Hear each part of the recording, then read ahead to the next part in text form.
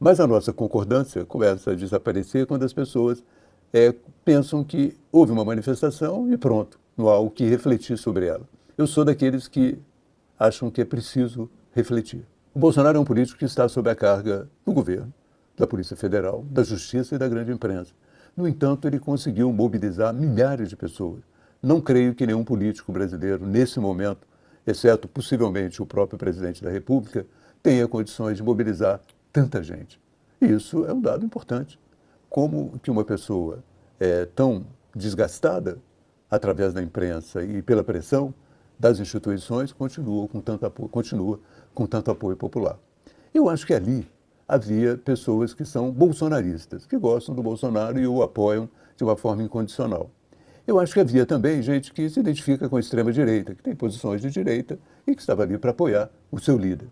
No entanto, eu acho que muitas pessoas que chegam a uma manifestação como essa também estão insatisfeitas com a situação. Eu acho que elas estão insatisfeitas com o governo, estão insatisfeitas com o Supremo Tribunal Federal e estão insatisfeitas com a grande imprensa.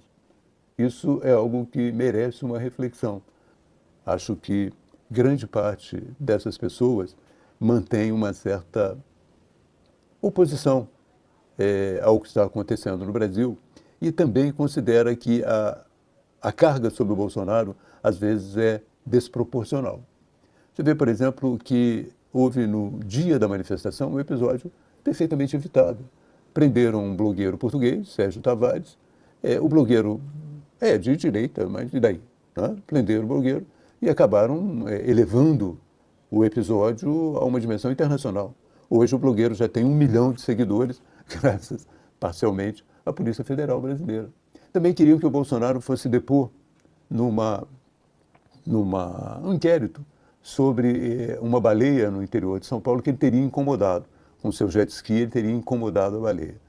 Então, é preciso rever a tática para evitar que esse processo de polarização continue sem que ele seja atenuado. Eu acho que é difícil você romper esse processo de polarização, mas você pode atenuá-lo e você pode corrigir ao longo do caminho erros que são erros que, de uma certa maneira, não só favorecem o Bolsonaro, mas também são erros dispensáveis, independente de favorecerem ou não o Bolsonaro, são erros dispensáveis.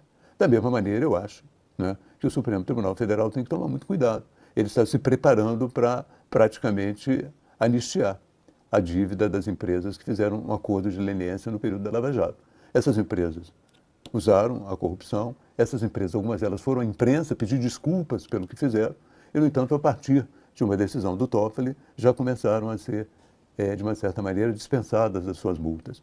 E o mais interessante é que esse questionamento do pagamento das multas das empresas foi feito pela esquerda, pela extrema esquerda não, mas pela esquerda mais radical, o PSOL, o PDT. Eles entraram na justiça querendo que essas empresas não pagassem a sua multa. Então eu fico perguntando, que país é esse? É uma jabuticaba bem brasileira, né? Partidos de esquerda entram na justiça para aliviar a multa de empresas que devem ao Tesouro Nacional. Algumas delas, como no caso da JF, devem também, a sua dívida é importante também para os pensionistas, para os aposentados. Então, é um país, realmente uma jabuticaba brasileira. Você tem a esquerda perdoando multas, ou trabalhando para perdoar multas, de empresas, algumas delas que devem também aos aposentados, aos fundos de pensão, que dependem enormemente desse dinheiro para seguir adiante. É um caso difícil de se entender. Essas coisas todas fazem com que, não só que exista polarização, eu acho que ela já tem uma base, como eu disse, muito grande na internet, mas elas fazem com que o Bolsonaro consiga, de uma certa maneira, como é um líder que ainda está vivo e que ainda incorpora, de uma certa maneira, uma resistência ao governo que está aí, o Bolsonaro atraia um número de seguidores muito maior do que atrairia, porque ele continua sendo, de uma certa forma, aquilo que ele representou em 2018, uma espécie de catalisador da insatisfação popular com essas instituições, com o governo, com a Polícia Federal, com o Supremo Tribunal Federal, com a imprensa e até com a academia.